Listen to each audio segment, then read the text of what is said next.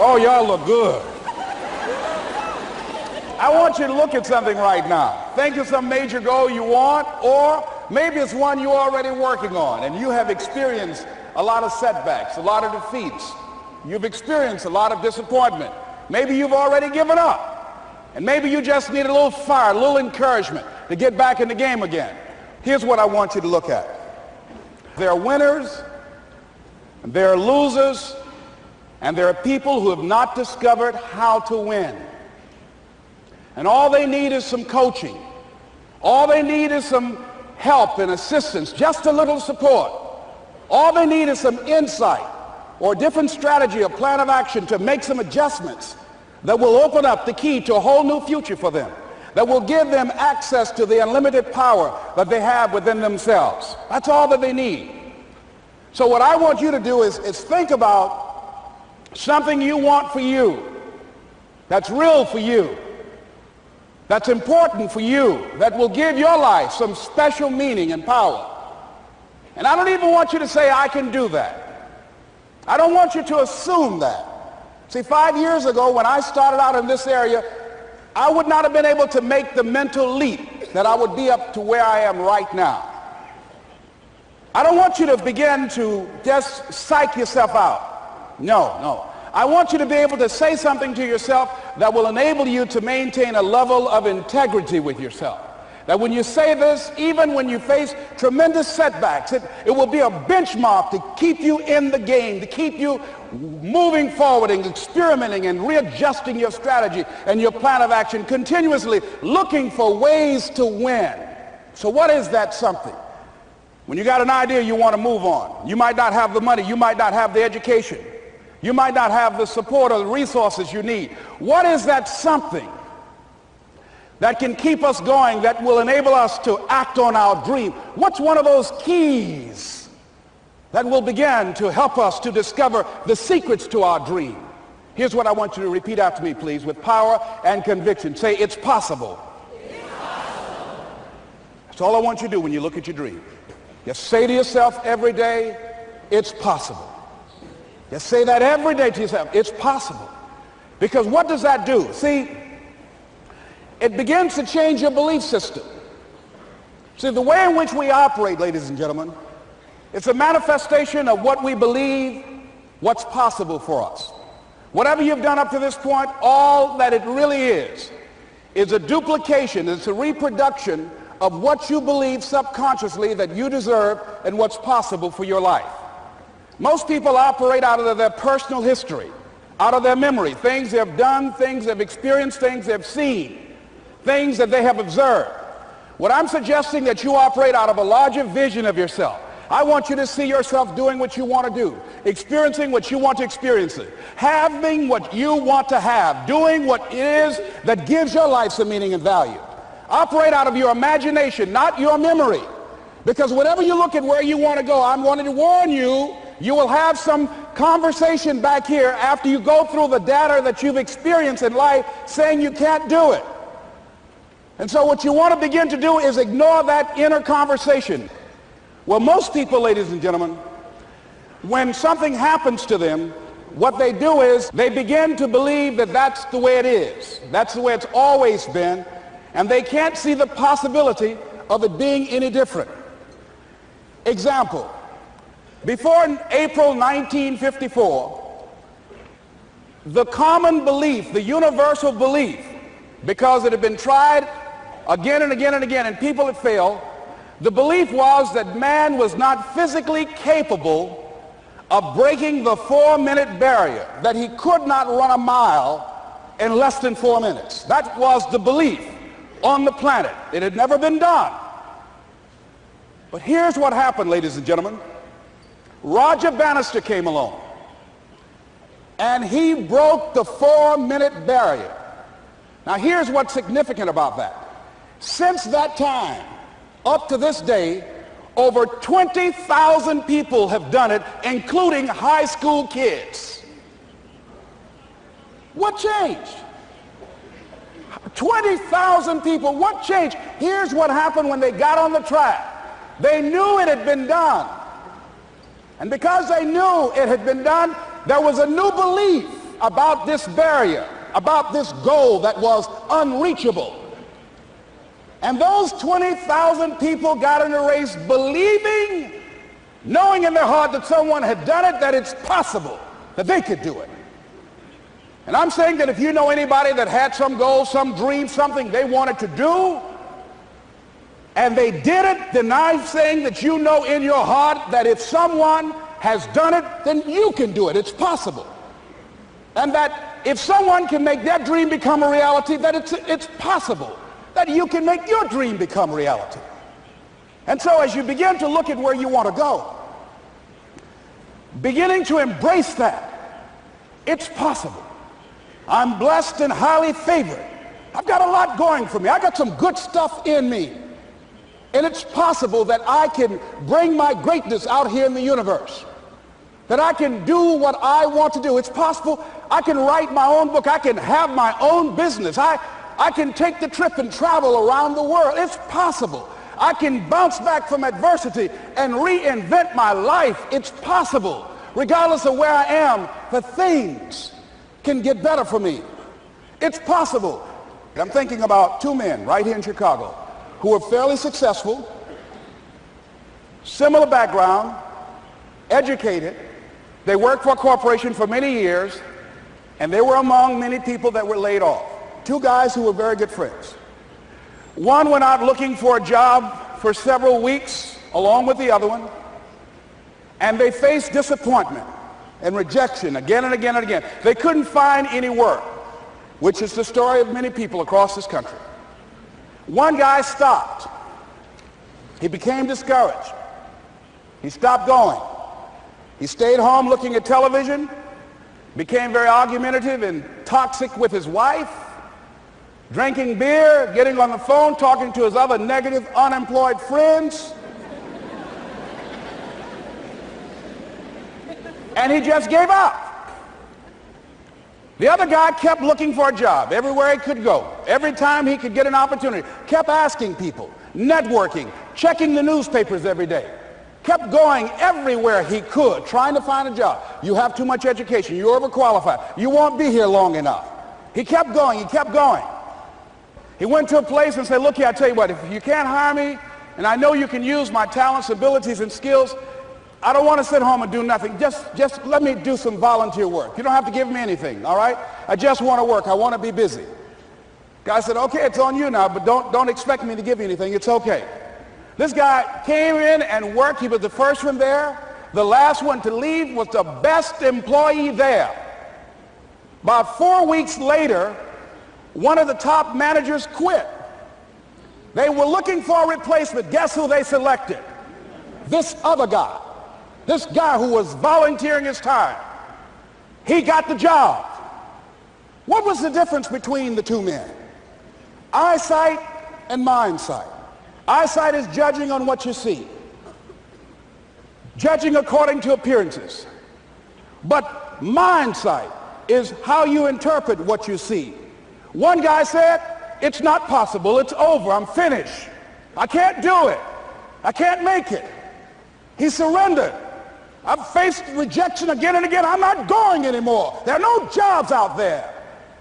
But this other guy, he felt that in spite of the no's and rejections, in spite of how bad the economy is, in spite of what the newspapers are saying, that it's possible that somebody somewhere will give me a job. He just kept going, thinking it was possible. And guess what, ladies and gentlemen? That's what we have to do with our dreams. Because things happen to you in life that you can never, ever anticipate. And many times when those things happen, you want to give up. I remember when I was in broadcasting, when I was a disc jockey, I became very controversial, not only being a disc jockey, but I felt that radio was something that you not only entertain people with, but you also empower them, you educate them. And I got fired. I didn't just leave, they fired me. That was a shock. I said, wait a minute. They took my microphone. I thought that was who I was. No, ladies and gentlemen, it wasn't. I had to do something else. And I didn't know what else I could do. See, here's what I'm looking at. What are the uses for your life right now that you haven't even reached for yet? See, I believe that when you don't have enough encouragement to act on your dreams or ideas, or you're not enlightened enough, that life will act on you. See, life had moved on me and said, Les Brown, you have outgrown this. It's time for you to do something else. Well, I wasn't enlightened enough. I organized some disc jockeys and got my job back. So they had to fire me again. I got fired twice. Here's what I did. I had to think of something else. And so a guy suggested to me, he said, Les, why don't you run for office? I said, man, I've never run for office. I've never known anything about how to operate in the political arena. I've heard encourage people to register to vote and get out to vote, but I don't know anything about politics. He said, well, neither do the people who run for office all the time.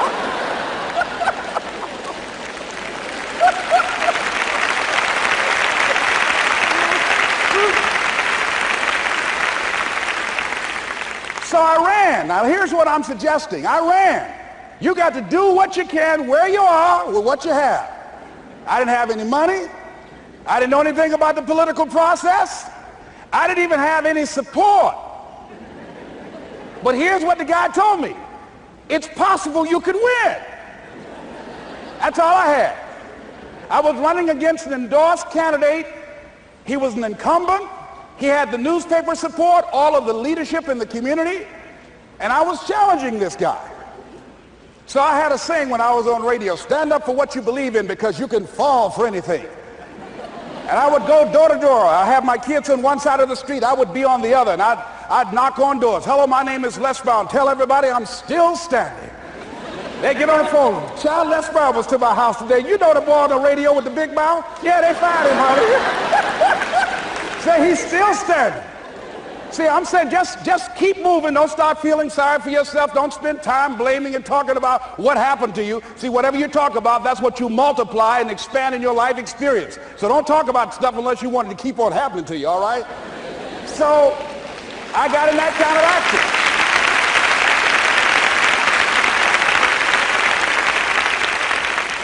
action. As I continue to do that, had my children with me, were going door to door, didn't have enough money. Eventually, we got close to the election and something happened that really surprised me. Guys who I thought were going to either support me or stay out of it, various powerful community leaders, they became involved in it and they endorsed my opponent.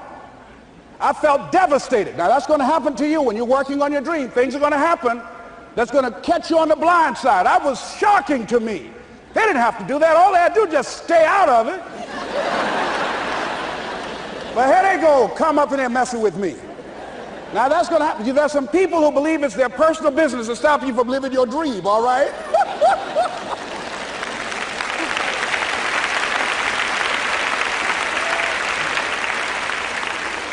But I didn't deal with that. You want to make your dream come true, you got to stay focused. Some people rather get even than get ahead. Stay focused on where you want to go. I just kept on doing what I was supposed to do. And so I was driving to the radio station. My opponent had over $20,000. I had less than $800. As I was in the radio station, the guy said, "You're going to make a commercial?" I said, "Yes." He said, "It better be a good one because that money can't go pretty far here." And I sat there in the middle control room and I was thinking. And here's what happens when you get still. Stuff will start coming. Something said, "Call your mama." You used to talk about your mother on the air all the time. Ask her to say a few words for you. That'll be a different kind of political spot. So I called my mama, and I had a gospel record playing in the background.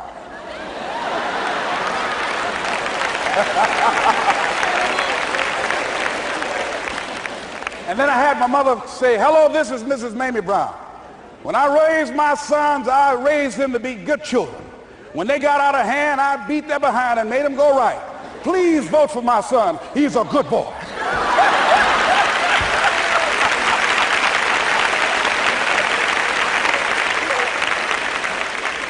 Usually in the state representative race, maybe 3,000 or 4,000 people will come out to vote in a primary.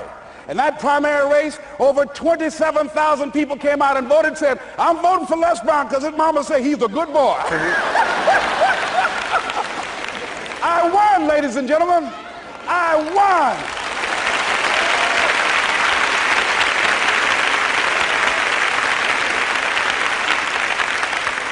So you've got to be willing to stay focused, to be creative, to be relentless, because things are going to happen to you when you're working on your dream, when you get on track. I remember when I first got involved in speaking, one of the main things that speakers like to do is speak to a certain association that they have over 10,000 of their sales reps that come to this convention. And I was relentless. I kept saying, it's possible. It's possible. See, what I want to let you know and set you up for, because you said it's possible, don't mean that you're not going to have any problems. That Murphy's Law ain't going to come and slap you side the head. Oh, Murphy going to come visit you. He's waiting for some of y'all out in the parking lot. Oh, you say it's possible. Okay, it's possible. You better get up. Well, I was working. I kept saying it's possible. They got other speakers on this program. I can be on that program too. I kept selling myself. I got all fired up. And I was calling them every day. And the lady finally said, Mr. Brown, I tell you what, we want you to come in and talk to our sales executives. You got the kind of fire and guts that they want, that will motivate them. And let me tell you something else. We want you to bring your motivational tapes. You're going to need at least $50,000 worth of tapes. I said, is that right? Yes, because they want to keep that drive alive. I said, all right. I called the guy to duplicate my tapes. I said, Don, how you doing? This is Les. Let me tell you, I got a major speaking engagement. I said, man, it's a speaker's dream. I need over $50,000 worth of product. He said, Les, you don't have that kind of credit.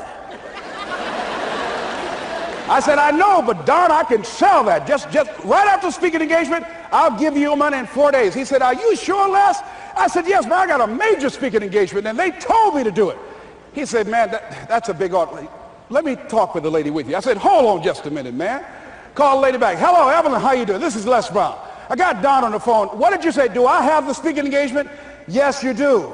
And what else you suggest? Les, our people, they buy a lot of tapes. Your tapes are very popular among them. I'm saying bring at least $50,000 worth of tapes, Les. You'll sell everything you got and more. I said, did you hear that, Don? He said, yes. I said, now, if anybody else has to make a decision, are you the final person? She said, I'm the final person. I will send you the contract. I want you. I said, you hear that, Don? He said, yes. I said, oh, ye of little faith. I said, duplicate the tapes, man.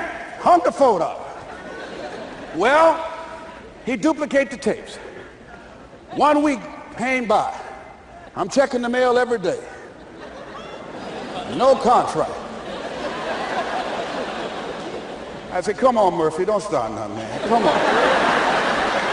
Come on, man, give me a break. Come on, you know, this ain't fair. Come on, man.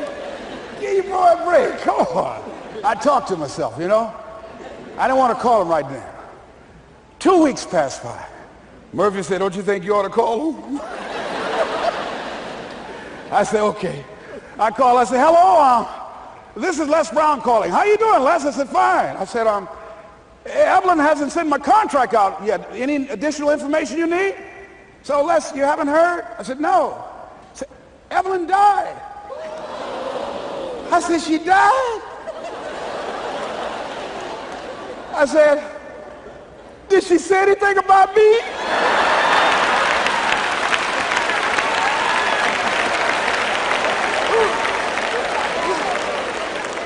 When I got home, I was so wiped out. And Murphy was in the house waiting on me. Murphy said, is it possible you want to listen to some of your tapes?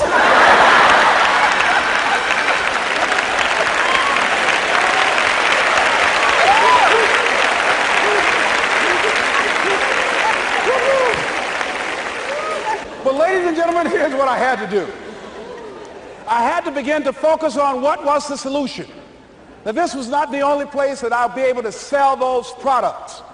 And as I began to challenge myself and got some help and support and some other input, I eventually did. It took longer, but it was challenging. But I did it. Repeat after me, please. No matter how bad it is, or how bad it gets, I'm going to make it. I'm going to make it. Shake somebody's hand on your right and left and say, you got that right.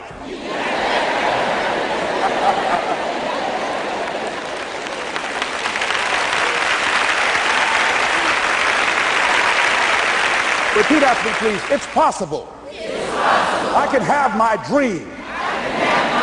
I can get what I want. I must be creative and never give up.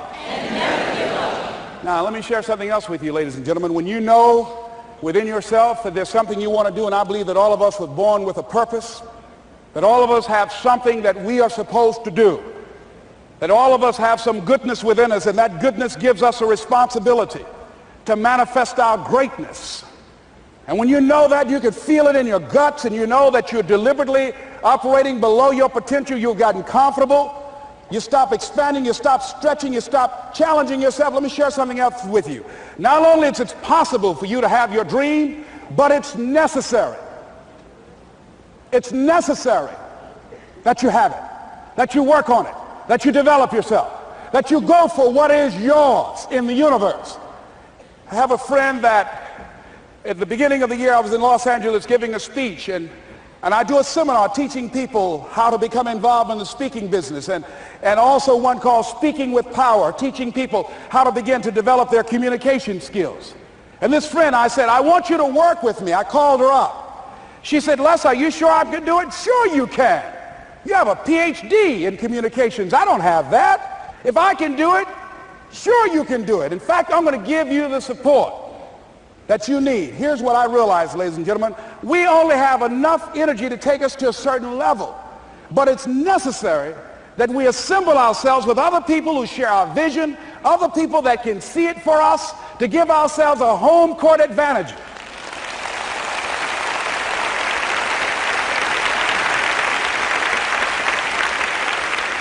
So it's necessary that you seek out other people who think like you, who are growing, who have decided that they are not satisfied with where they are. See, I don't believe that necessity is the mother of invention. No, necessity, in my opinion, is not the mother of invention.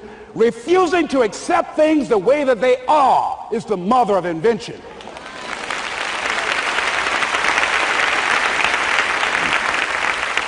When you decide, I'm not going to settle for this, this is not going to be it for my life, I deserve more than this. See, that will start making you do some stuff. See, a lot of people go to work every day miserable, and all they do is just talk about how miserable they are. But they don't do anything about it. So I was telling her that I knew she hated her job with a passion. I said, you can do this. You got more going for you than I have going for me. And we've been going through this for years, ladies and gentlemen. She'd been to my seminar speaking for a living. She brought her husband, and that was one of the major problems that I realized that happened in her life. He couldn't see it for her. So you got to make sure that you have people in your life that can see it for you, that will encourage you. Non-affirming relationships can hurt you.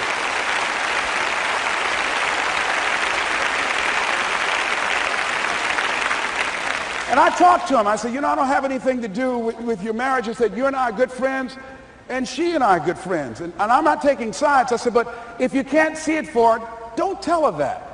Just give her some support. What if you're wrong? It's possible, man, that if I'm doing it, she can do it. Well, you're different. How are you going to tell me that? You've seen her speak. She's got great speaking skills. Don't underestimate her. You don't know. You got a great woman here. But you see, people who can't see it for themselves can't see it for you. He was happy.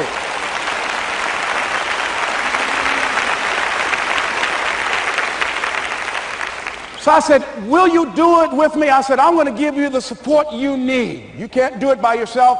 I will stand with you. She said, you will? I said, yes. I'm going to make you a part of my seminar. You'll do a part of it, and I'll do a part of it. Speaking with Power. She said, okay. 3 days later, ladies and gentlemen, I got an emergency call at my office. It was from her husband. He called and said, tell Les Brown that Marion is dead. I said, oh no. when I was flying there to go to the funeral. And I remember the last time that I saw her, and I had some of her papers that I had gotten inadvertently confused with mine, and I took them home. And I was searching through these papers to do one of her works. She was a prolific writer. And what got me, what was so sad that made me begin to cry, was that there were poems that she had started that were profound poems, great thoughts that she didn't complete. Plays that she had started that she didn't complete. See, that poem was given to her. I can't finish that for her, nor can you. That play, whatever the outcome that she had envisioned, that she had imagined, was given to her. Only her. And she's the channel that was going to come through. You are here, and you are the vessel, you are the outlet for the universe. That you've been selected. There's something for you to do. I believe all of us have some purpose for being here. And as I was going to the funeral, and I was reading a newspaper that said that millions of people are dying because of what they're eating, talking about their diet. And I'm sure that it was Marion talking to me, whispering, saying, Les, the next time you speak, say that even more are dying because of what's eating them.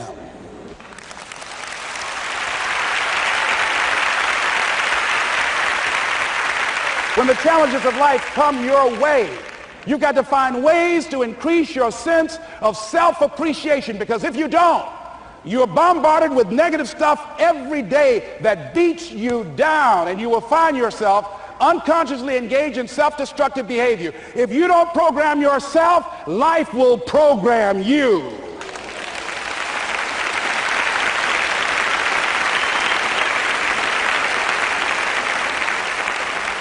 So you want to have an agenda for your life. It's necessary that you have some direction for your life. A friend at the National Speakers Convention gave us a presentation, and it really struck me. He was talking about when he was traveling across Europe, Warren Gresham, and he said at different points, soldiers would wake them up on their journey and ask him the question.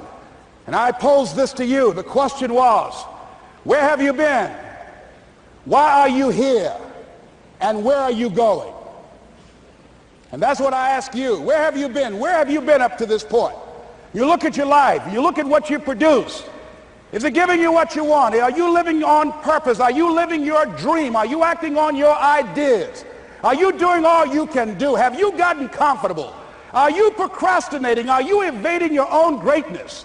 Are you surrounding yourself with people that can nourish you? Are you challenging yourself? Are you experimenting? Are you learning something different? Is your life an adventure, or is it boring? Where have you been? Why are you here? What brought you here? Investing the time, the money. What brought you here? And where are you going? What is it that you can get out of this session, out of this lecture?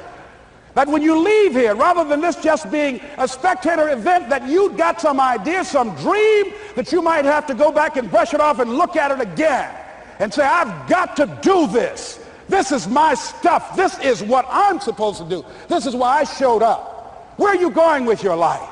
What decisions are you making right now as you look into the future? Are you experimenting to find out what other talents and abilities that you have? See, we're in a time right now. The day is gone where you could just go to college and get out and get a job and work 30 or 40 years with job security and retire with a gold watch. The gold watch days are gone. Brand new day. Party's over. So now you have got to be multi-talented and multi-skilled. You've got to use all your stuff. You don't know what else you can do. I didn't know I can do what I'm doing right now. It's necessary that you stretch and challenge yourself and say, let me see. I started out as a trainer. I'm a trainer. That's what I am. That's what my expertise was in. And then I decided, let me see, can I speak? And then I discovered, hey, I can do that. What if I hadn't tried to do that and just been satisfied with just being a trainer, with a limited vision of myself? And then after training, and then I said, well, maybe I can go into business for myself. And I started speaking, going into business for myself. Well, maybe I could train other speakers and teach them how to go into business for themselves. See, you want to have a backup plan. You want to have other strategies for yourself. In case this doesn't work out, you got something else going over here. You don't want to ever put yourself in a situation where you have a limited vision and you're only using a limited amount of your talents, of your skills, and of your abilities. And I'm saying to you, it's possible you've got some talents, some ideas in you, your ability to do some stuff that you haven't even discovered yet. And I'm suggesting that it's necessary that you get outside of your comfort zone. It's necessary that you develop some new relationships where you can learn from people. It's necessary that you do reading, that you do research. It's necessary, if you're already involved in some business, that you don't be satisfied with where you are. If you want to make it today, it's necessary for you to constantly look at ways of getting better.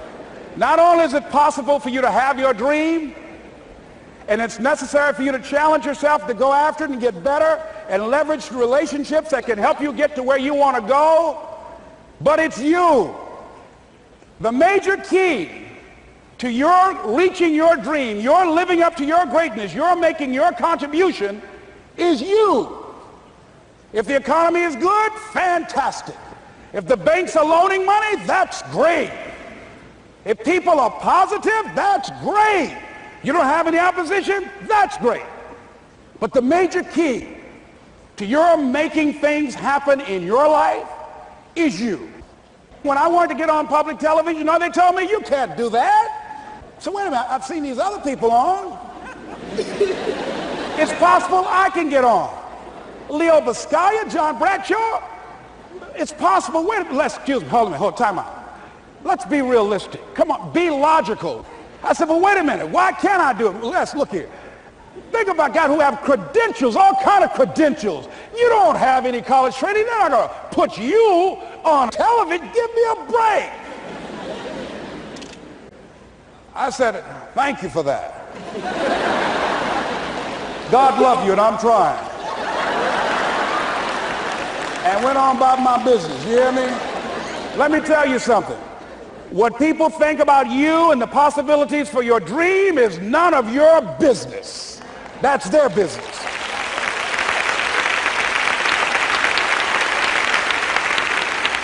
They have no imagination, ladies and gentlemen.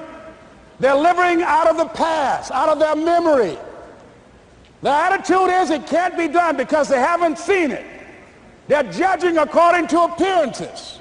The people that are going to make it in the future, the people that are making it today, let me share something with you. History is being read, but it's also being written by people with imagination.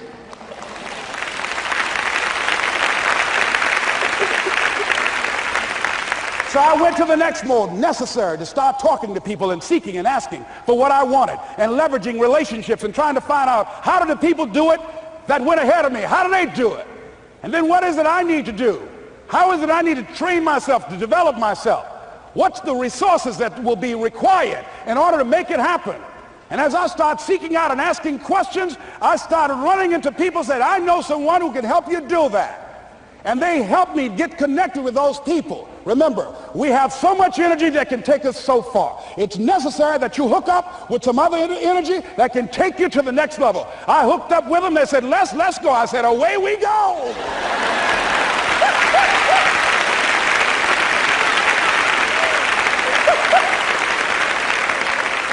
And guess what? Here we are. I love it. You want your stuff? It's necessary you take responsibility for it, that you make it happen, that you don't give up, that you don't take any objection or disappointment or defeats personally, that you keep on keeping on, that you don't decide that I can't make it because you can't see the light at the end of the tunnel, that you realize that's a part of the program. And here's something you've got to resolve. Say this to yourself every day. See, as long as you're breathing, you got a shot at your dream. That's the way I resolve. Say this, please. It's not over until I win. You got that right.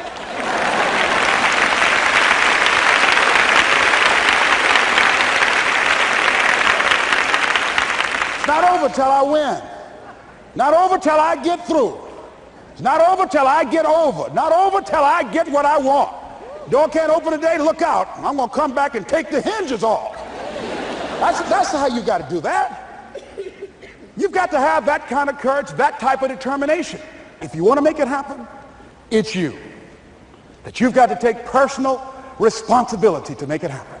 That you have got to own what it is that you want to do, if it's taking care of your well-being, if it's making a difference in our school system, if it's working with senior citizens, if it's to protect our ecology, if it's to create an economic renaissance, if it's just to take yourself to another level, it's you. You've got to make that happen. We can point out many things that can make it inconvenient or can slow us down, but ultimately, it's on us.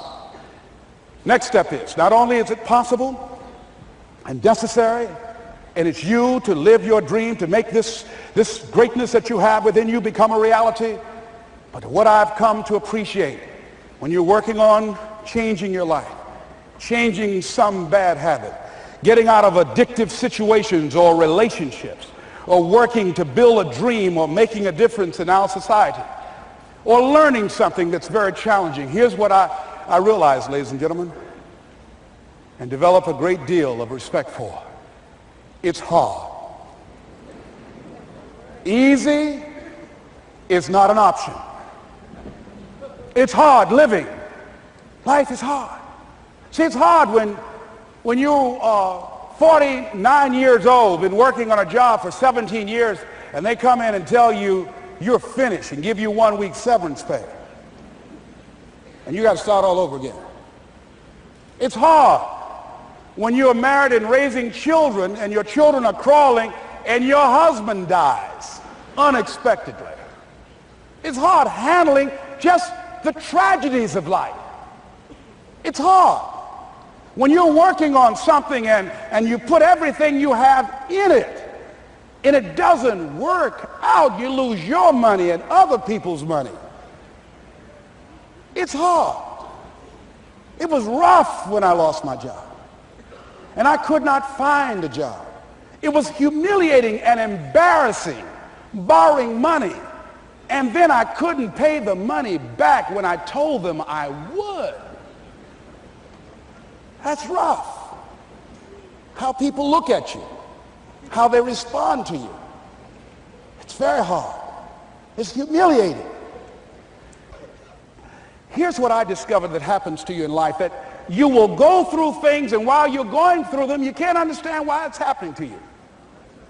But after you go through it, and you get back and you look at it and you say, oh, now I understand why I needed that lesson.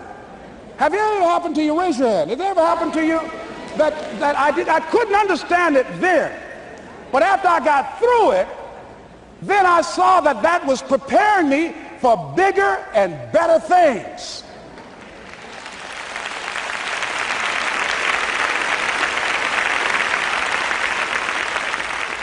That as you go through the challenges of life and you look at it and embrace whatever comes to you, don't run from it.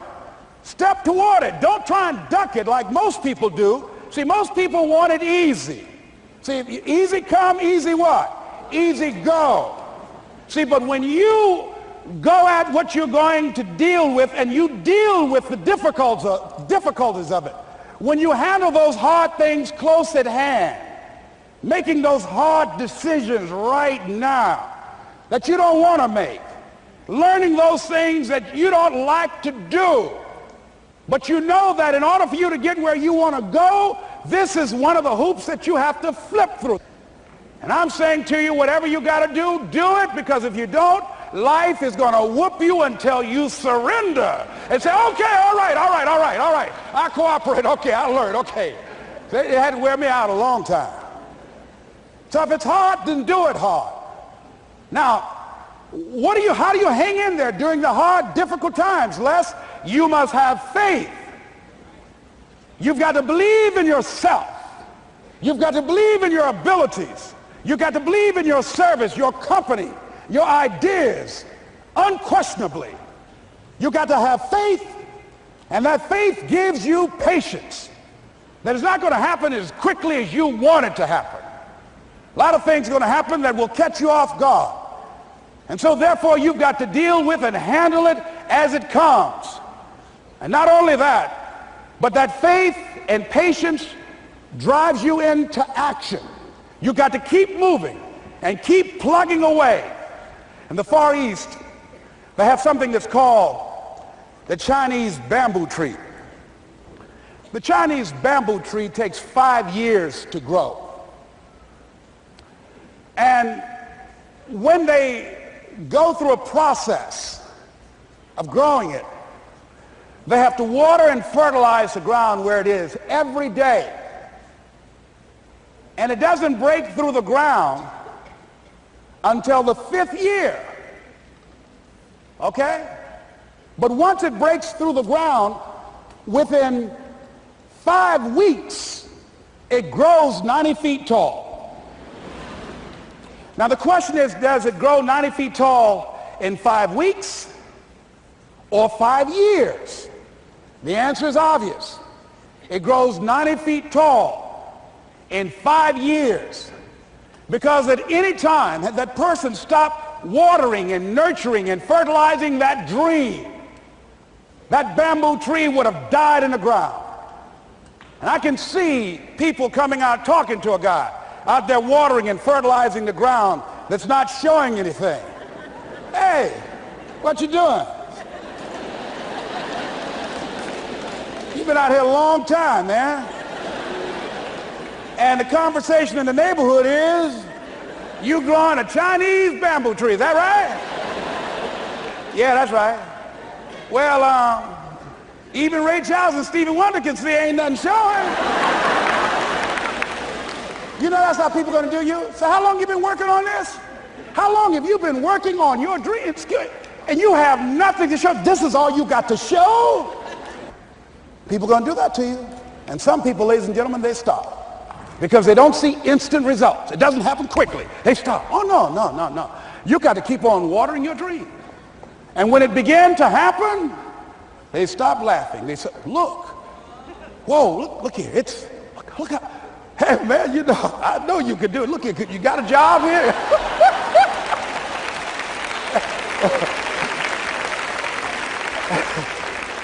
See, during those hard times, we didn't know how you're going to make payroll. During those times when you failed and things didn't work out, they were nowhere to be found. But you know what I discovered? When you're working at your dream, somebody said the harder the battle, the sweeter the victory. Oh, it's sweet to you. It's good to you. Why? See, when it's hard and there's a struggle, see, what you become in the process is more important than the dream. That's far more important. The kind of person you become, the character that you build, the courage that you develop, the faith that you're manifesting. Oh, it's something that you get up in the morning, you look yourself in the mirror, you're a different kind of person. You walk with a different kind of spirit. And people know that you know what life is, that you have embraced life. You knew it was hard, but you did it hard.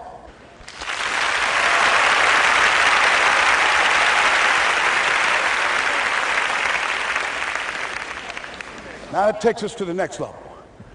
If it's hard, why do people do it? You ask people who do things. Why do they go it? People who climb mountains just for the sake of it. Nobody paying them to do it, just do it. Somebody said, I'm going to run around the world. He said, well, why would somebody want to do that?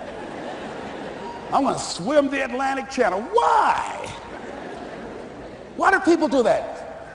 I wondered, why would a Nelson Mandela give up 26 years of his life? Why do people do that?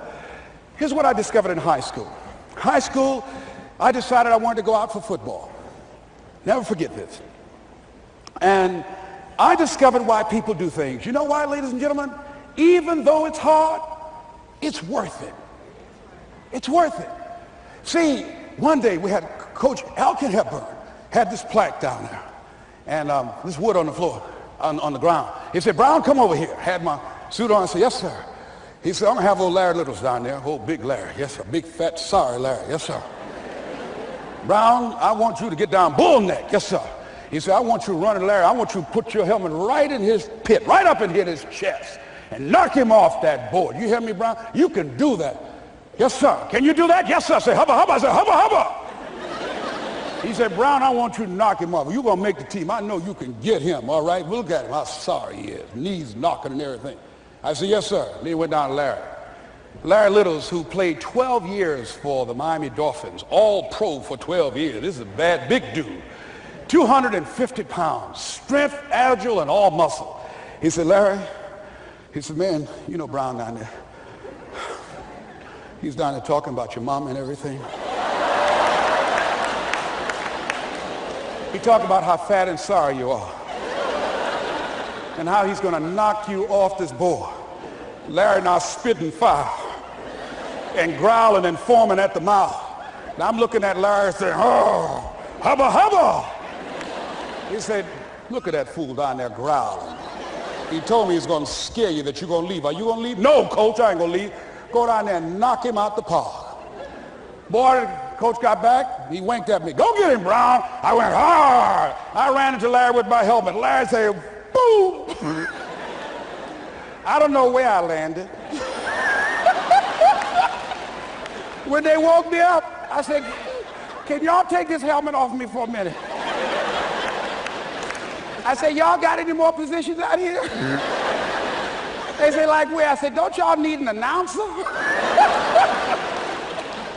They said, Brown, where you going? I was crying. They said, man, some girls over there. I said, I don't care, man, I'm hurt. So that fool almost killed me, man. He said, Brown, you quit, man? I said, yeah. I said, what?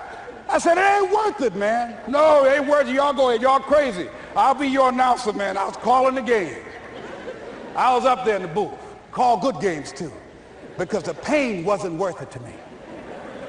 And I'm saying to you, you know why people do what they do? The people who go after their stuff, what makes it worth it? It's got to be your passion. You got to love it, ladies and gentlemen. You got to love it. It's got to be what you are supposed to do.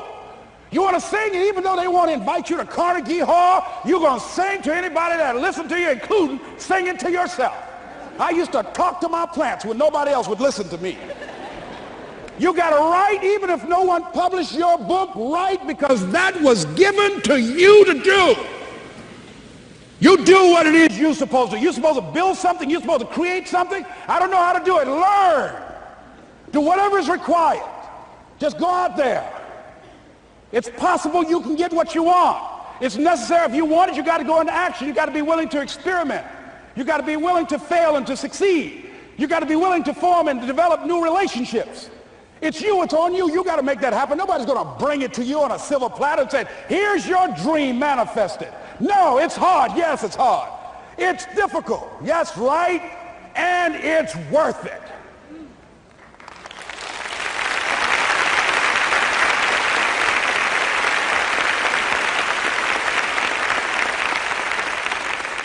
People ask, hey, man, you know, these kids, man, it's rough dealing with them. That's right. That's right. You think peer pressure happened overnight? We went through peer pressure. I remember as a kid, some guys said, hey, Les, me and another fellow named Willie Lower, we were going home. Hey, man, we're going down to Gould's, man, and knock off a grocery store. I said, look here, I don't want no part of that. I'll see y'all later. Say, y'all chicken. I said, that's all right, you say whatever you want. Low star. I'm not chicken, man, don't call me chicken. Then why don't you come? We didn't even ask you to come into place, man. All you do is just drive the car, that's all. I don't know how to drive that good. Well, we're trying to get Les to come. He's chicken. Hey, I'm not driving nothing, all right? Willie, don't care about what they say, man. Leave him alone. You want to go do it? You find somebody else to drive, or you drive yourself. Come on, Willie, man. Pull him, he stopped. I ain't chicken. All I got to do is drive? Yeah. I said, Willie, that sounds simple, man. Don't go, man. He went. And the next day we read the newspaper where when they robbed the store, when they came out running to a car, the merchant, the man who owned the store, came out just shooting wildly, and he hit the driver in the head. So peer pressure didn't just start in the 90s or the 80s. It's difficult. It's challenging for kids right now. And it's going to take some easy, simple methods to help bring them out of this madness, this insanity? No. Is it hard? Yes. Let's look at what we've been doing. What has worked? What has not worked? Let's look at where we want to go. What is it that we want to produce? What is it that we want to create for our young people? And as we think about that, start experimenting with different methods and techniques to create and to produce that. And begin to believe that it's possible through our commitment, through our vision, through our determination, our relentlessness. Because of our belief, it's possible that we can reduce the teenage homicide rate. the teenage pregnancy rate, the dropout rate, that it's possible, looking at what kind of world are they going to be in. As we look at the global economy, that as we begin to use our collective will and genius and resources, it's possible that we can create an educational system that not only will test their minds with information and facts and figures, but will teach them how to think and be creative, and what does it mean to be a human being and to value human life, and how do you make relationships work? How do you bounce back from adversity? It's possible that we can give them a curriculum that will give their lives a sense of purpose and direction and meaning, and teach them how to begin to know and operate on a higher level of being, where they become assets to our society rather than liabilities. What if we leave here with that kind of consciousness that it's possible, as opposed to saying we have to write this generation off, that it's possible that we were born for such a time as this and that, that maybe someone here has the idea or the method or some plan of action or an approach that can resolve many of the problems that we're facing with young people today. Whatever we have to do to save our children, it's worth it.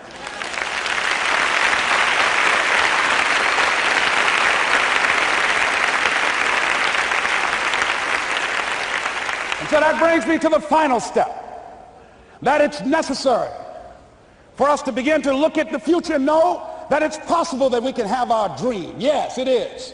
Other people have done it, then we can do it. We fail a lot of times. Well, a lot of other folks fail, and eventually they came back and they succeeded. So it's possible we can have what we want. And we know that we want to get it. It's necessary that we align ourselves with people that think like we do. It's necessary we get negative, do-nothing people out of our lives. It's necessary we never stop learning and growing and developing ourselves. It's necessary that we never give up. We know that it's you, it's me. It's being responsible for our stuff and deciding that we're going to keep on keeping on, and that we're going to find a way to win or find a way to make it happen. And we know it's hard. It's not going to be a picnic. Yes, it's hard, and we will do it hard. And once we do it hard and we go through it, we realize it was worth it. And once you discover it was worth it, it is done. It's done.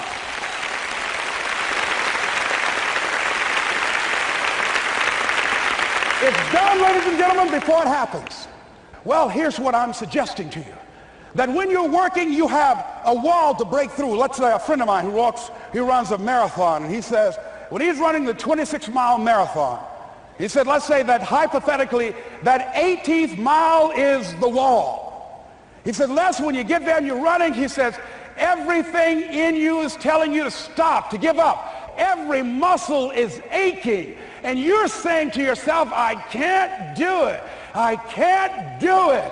And you just keep on, and you keep on, and you keep on. It seems like you're moving at slow motion. And then eventually when you break through that 18-mile wall, then you know it's like done, and you're on automatic, and you glide on in, and you know it's there. You know you're going to get to the finish line. And we've all had experiences where we were working on something, and we knew it was possible. And we did those things that were necessary to bring it into reality. We took the responsibility to make it happen. Other people couldn't see it. A lot of people didn't believe it. You were attacked. You were criticized. People were opposing you, but you kept on doing it. It was hard. It was rough. It was difficult. But to you, it was worth it. And eventually you got to a level you know, can nothing stop me now. I'm on the move. I'm on the move.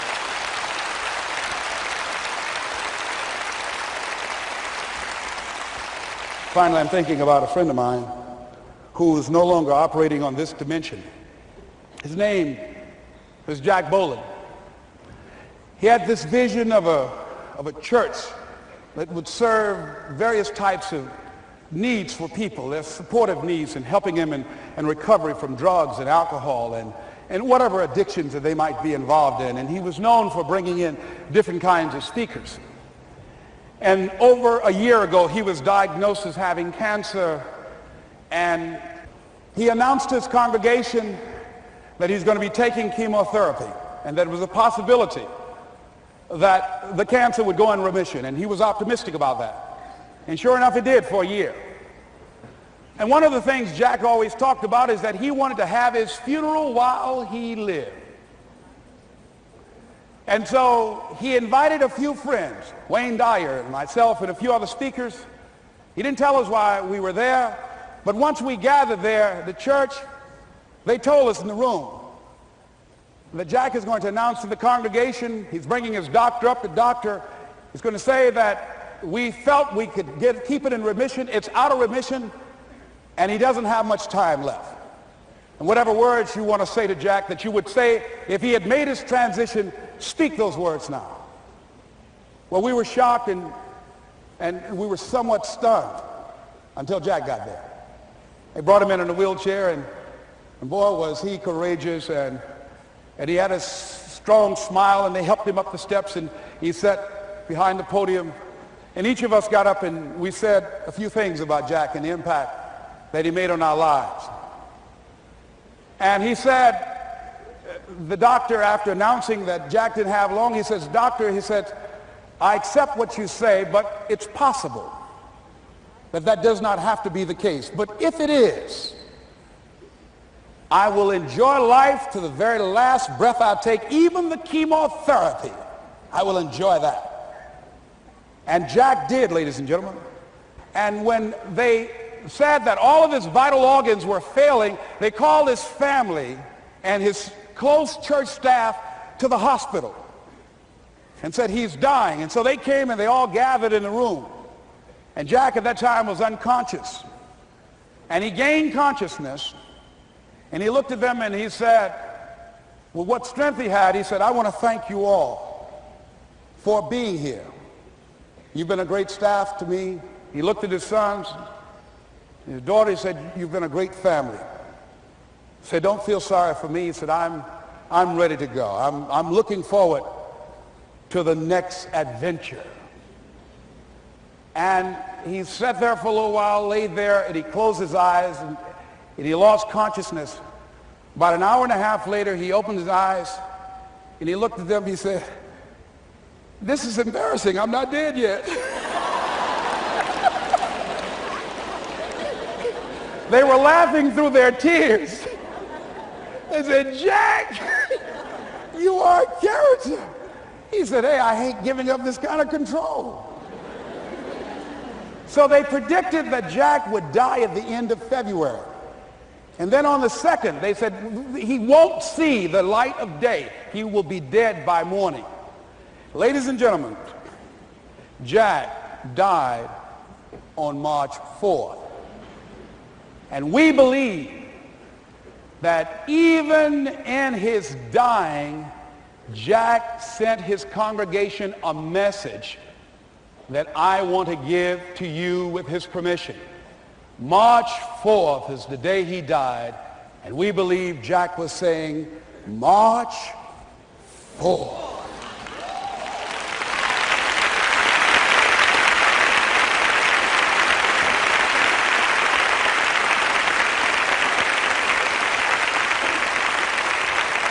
So I say, as you look into the future, while other people are giving up, feeling like victims, feeling powerless, becoming negative, turning on each other rather than to each other, feeling that they can't make it, be ye not conformed to this world, but be ye transformed by the renewing of your mind with the mindset of that it's possible that we can save this generation.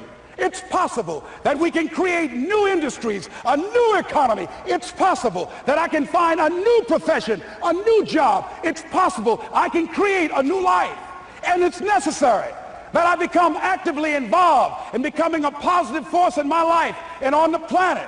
And it's me, yes, it's you, it's all of us, pulling together, working together to create this brand new future. And it's going to be hard. Easy is not an option. But if it's hard, we will do it hard. Whatever is required to snatch victory from the jaws of defeat. And it's worth it, yes. It's worth whatever we have to do. And once we know that, it is done. It is done. It is done. It is done.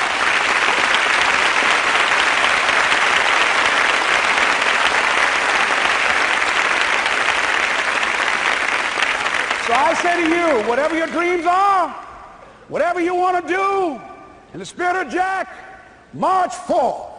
This is Mrs. Mamie Brown's baby boy, Leslie Calvin Brown, saying, it's been a plumb pleasing pleasure as well as a privilege. Thank y'all here. Thank you. Thank you. Thank you. Thank you. Thank you very much. You're very kind. Thank you. Thank you very much.